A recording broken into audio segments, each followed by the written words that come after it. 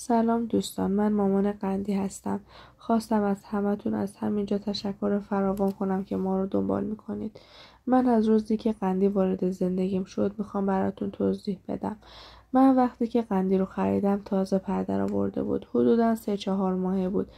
اولش خیلی تحقیق کردم که کدوم نژاد پرنده باهوش تره و من به یه نتیجه رسیدم که نژاد آلبینو باهوش و بازیگوش ترین نژاده.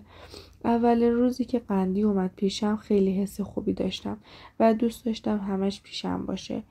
ولی خب قندی کمی ترس داشت. خیلی بهش محبت کردم تا با هم صمیمی تر شد. من باهاش صحبت میکردم. ولی اولش احساس میکردم که قندی دختره چون خیلی ناز داشت. اولین کلمه‌ای که قندی خیلی زود و واضح گفت بدو بیا. فهمیدم که پسره و من خیلی خوشحال شدم. خلاصه که من با قندی خیلی صحبت کردم و خیلی کلمه های دیگه هم یاد گرفت، مثل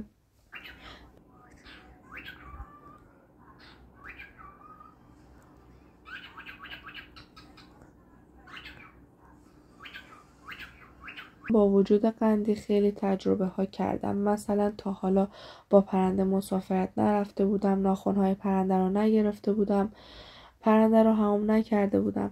همه اینها برام بهترین حس و رقم زد. وقتی که قندی 7 ماهش بود رفتم براش یه جفت آوردم. اولش خیلی حمام میزدن، اصلا با هم کنار نمی اومدن. وقتی که من قندی رو بغل می گرفتم جفتش یعنی چیکو حسودی می کرد و یا برعکس چیکو رو بغل می گرفتم قندی خیلی حسودی می کرد. سخت بود تا اینا با هم دیگه دوست شدن. الان 12/8/404 اولین تخم و چیکو گذاشت و بعد اون 3 تا تخم دیگه هم گذاشت. چیکو کلا خیلی بد اخلاق شده. قندی رو میزنه، منو ناخنک میکشه، خلاصه که خیلی بد اخلاق شده.